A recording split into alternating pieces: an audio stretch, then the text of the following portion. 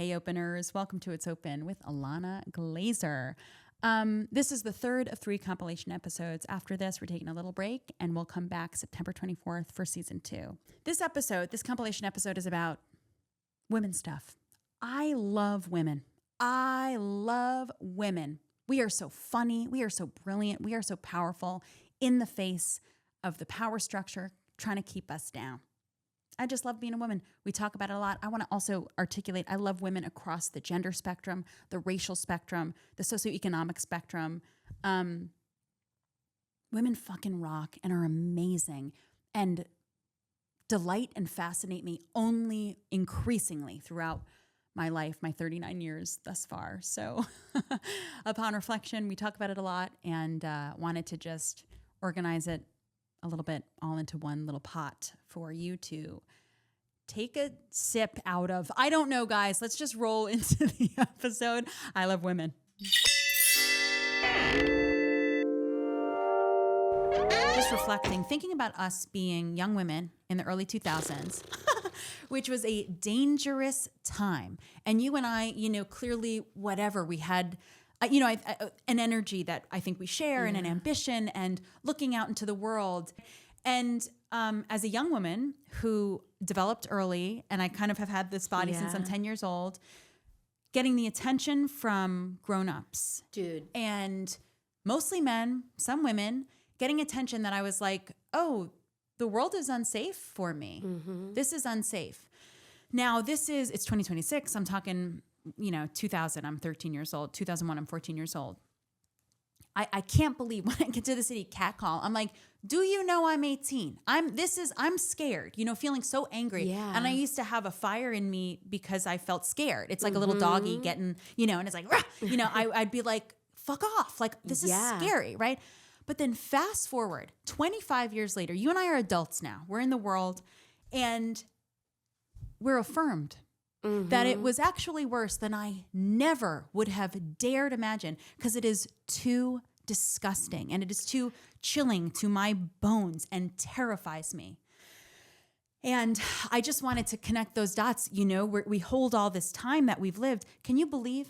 Can you even believe? So crazy. And you're right, because it's like the depravity of this stuff, is just it's just like, it was just too much to believe. Like and truly, you tell someone this before all this stuff drops, you tell someone this and you're like, okay. Mm-hmm. It is a level of human depravity that is, I think, too much to even consider being real until you see this. And looking back on it too, it's how we grew up. And it's like, you're looking back at like Limited 2. Yep. Delia's. Wet Seal. Yep. And it was this culture that was created. We've talked about getting big titties young. You and I have. And it's like when you get big titties young, you're like, oh, like you're adults so sexualized. Yeah. Want to fuck kids. Yes. Literally. That's like, I got titties at 9. Like, they were like there. And they were like big by 10 or 11. And it was like, oh my God, like adults want to fuck kids. Yeah. And speaking of men getting away with shit, the situation, the alien, absurd farce that we're living inside of right now, like men get away with every fucking thing that they want. And a lot of white women too. So it's like, and it's like, so it's just, it's in poor taste, I would say. Like the joke might be a good joke formula set up and punch well. It might be like authentic for that person, but like, it isn't. There are really good people that are also talented. Right. Maybe you just have to look a little harder. Right. We are here. Right. We exist. And I guess I had a bit of insomnia when I was growing up. The way you described it, I was like, that doesn't happen to everybody. Mm-mm. But it does link to having a very mature body. Yes. And then like... Meaning being like scared of it and waking up and being like, oof, having like fear Yeah, or well, anxiety? And just I would actually go through the whole day of like I would think before bed like the whole day of things that people have said to me and things I could Yes, have said back. totally. Whether it's men on the Yes, street me too. or guys, Me too. boys or Teachers. teachers.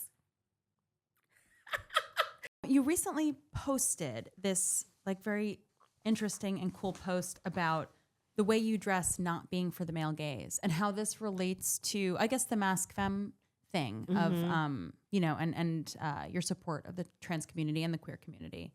Right. Tell me more about it. Yeah, so it comes from, right, like you were saying. I mean, it is these guys. Sometimes I still get like, you know, a trolling comment online. And it is these guys that, well, they won't show their pictures. I don't know what they look like, but I'm guessing. Not good. That it's like, It's not good. You know, I don't care what you look like, but they hate my hair. They hate that it's not long. You know what I mean? Yeah. They're like, girls long hair, boys short hair. What do you mean? And don't you get near my butt. You know, that's kind of the subtext is like, don't you get near my butt. This is upsetting me. Why am I mad? And then the subtext is, please get near my butt. Please I penetrate know, it's my so butt. confusing. I'm the keeper of this information, Ilana. Yeah, You know what I'm right, saying? right. People who are like, oh, your hair, why so short? Why do I like it? I'm like, I don't know. Please, I'm just Right, and they're trying like, to I'd never have fuck dinner. you. Subtext, I desperately want to fuck you. It's a horrible feeling to Yeah. hold someone else's like dark, knotty, knotted up energy. Yes. So it's that's so, you know, and I'm kind of like, well, I don't want that kind of person attracted to me. Correct. Actually, like I'm is so glad unsafe. you don't want to Yep. hook up with me. Yeah. That would be bad. Yeah. I think that would be bad. Literally dangerous. Yeah, scary. Yep. And also, I would want to. For me, I would want to do some soul searching, or I would want to change my look because of it. I'd be like, oh, wait, no, you're the kind of person Right. that like trolls Right, people and right, spews hate Right. and says transphobic things. Right. Oh, that's who I'm attracting. That I don't want to No, thank do you. that. Jumping in here with my Ground News segment. So Ground News is a website and an app that collects articles from all over the world and organizes them into left-leaning, center, and right-leaning biases. It'll also show where the news source is, who the news source is owned by, as well as whether this is original or recycled reporting. I love this about Ground News. It helps me understand that the news is a device for controlling people. Like essentially, like good reporting, like grips people, makes them understand things clearly, but also it can be used to control people. And I feel like that control is very much lifted when I'm taking my news in via Ground News because I feel like I'm in control. I'm seeing, I have a much wider perspective when I take in my news via Ground News, and I'll show you how. So this article is the Czech government plans to ban mobile phones in schools from 2027. I'm very invested in this. I've been organizing about anti-AI in New York City schools. And I'm curious how other school districts and also other countries are getting technology and screens and phones and social media and AI out of classrooms. Because we here in the United States are we're having an onslaught that is totally non-consensual. And it's scary. So this is crazy. It's not even like a district. It's like Czechoslovakia is going to ban mobile phones from schools starting in 2027 from the center. Czech government plans to ban mobile phones. How is the right covering this? The same damn way, dude.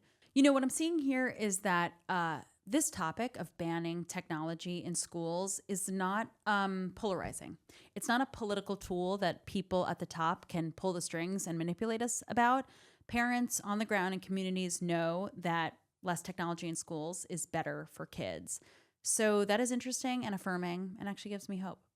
If you want this same experience of taking your news in with more reflection and more space for you to form your own opinions around the news cycle, go to groundnews.com/open for 40% off the Vantage plan.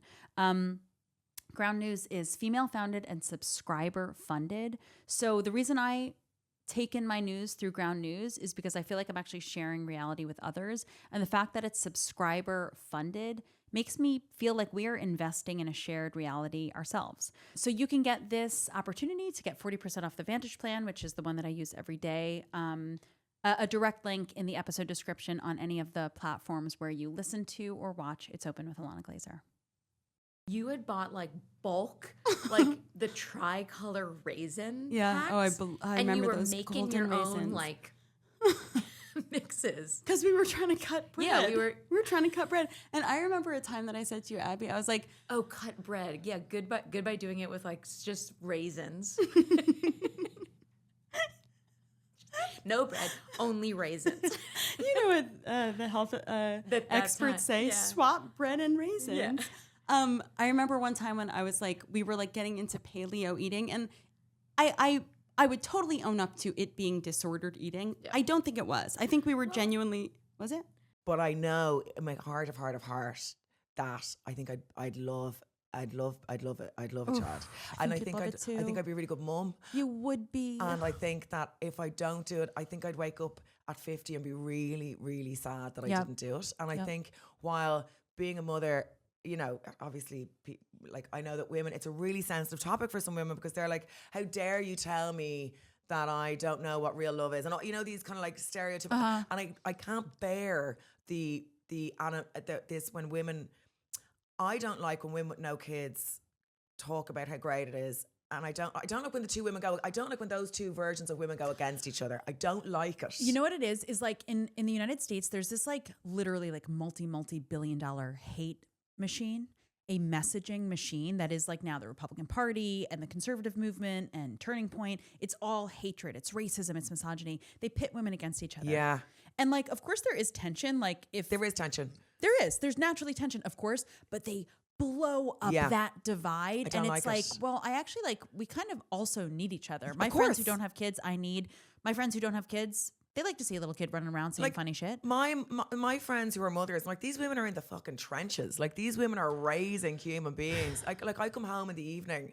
I had my biological age tested recently and it came back as 20. Oh my God. So funny. Because I have no children, I sleep all the time. I nap at the drop of a hat. I put myself down regularly throughout the day, straight into the cot in the afternoon. Sometimes I get up and go straight, because sometimes I get up and be like, it's not, I just feel in my soul, it's not time yet. Yeah, 100. And I go back to bed till 11 a.m. Yeah. Like, I'm very the relaxed. hardest part of parenting. Exactly. That is the hardest part. But you now are established enough to do it, I'll say. I think so. I think now and I can to pay for help. As long as you have help. Yeah, I think I can take the foot off of the gas a little bit now when Penophile ends, and I will buy some stunning sperm, or I will do it. I have plans to do it maybe with my friend Ross, who's gay. He's very into having kids. And I was like, it's not going to be the great, isn't it? No, that is a good one. I agree. Because then you can have a weekend. This is what I'm thinking. 100. Does he have a partner? No. Great. Yeah, even better. Yeah. He'll die alone like me. Be fantastic. Maybe you guys would die together. I mean, that's a great plan. People are like, oh, hold on, is that wise? I'm like, yes, because when you're in a romantic relationship, a lot more stuff can go wrong because you're relying on each other to be romantically like loyal and all that stuff. Whereas with me and Ross, there's no room for any romantic betrayal, letdown, any like there's no room. There's less chance of a fallout. 100. It's a great plan. I'll be like, go and ride that lad. Like, go and ride all the men in the 100. town. 100. And then when I'm on tour, this is the funny thing. I'm already talking about trying to get rid of the child. I haven't even had the child. I'm like, you go to your daddy's. 100%. You go to your daddy's because mummy has to go to Australia for work. Yeah. And you're going to go to your daddy's for the summer. Yeah. Because if it's only on me, that's too much. You'd love it. And we were talking about like this narrative of like, it's so hard. It's so hard. You know, first of all, I think that's like a reductive, easy narrative for comedy, for TV, whatever.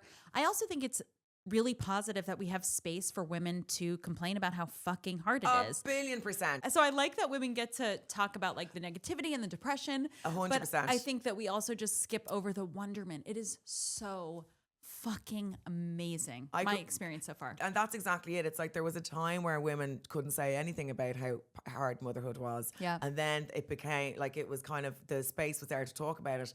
And then it became almost kind of the thing to give out about it. That's right. You know? I want to thank producer Amanda Jane Stern and editor Tovah Leibowitz for putting this episode together so beautifully. This has been a Star Picks production, guys. Humans only, babe. I want to thank Raymo Ventura for the gorgeous human-made art and intro musical sting, as well as Don Her, the band, with the outro musical sting. That's Alexandria Glazer, James Hines, and Derek Muro from Long Island, baby. Listen, you know how the internet works. I invite you to like, subscribe, and comment on YouTube and anywhere you podcast. It helps build this community and helps us bring this show to you. That's it for season 1. That's a damn wrap. It has been so fun and expansive and generative and creative making this show with the team that I have. I want to thank Annika Carlson, David Rooklin. I want to thank Madeline Kim, Kelsie, Kiley, and Glennis Meagher. The brain trust that initially launched this thing. I want to thank again Amanda Jane Stern and Tovah Leibowitz and Raymo and Don Her and all of you. Thank you so much for listening. It's fucking amazing. As like the person here sitting here, it's like, wow, can't believe it. I thank you so much for joining us all on this journey, and I'm so excited and looking forward to returning for season 2. Have a great summer. Take care of yourself. Bye.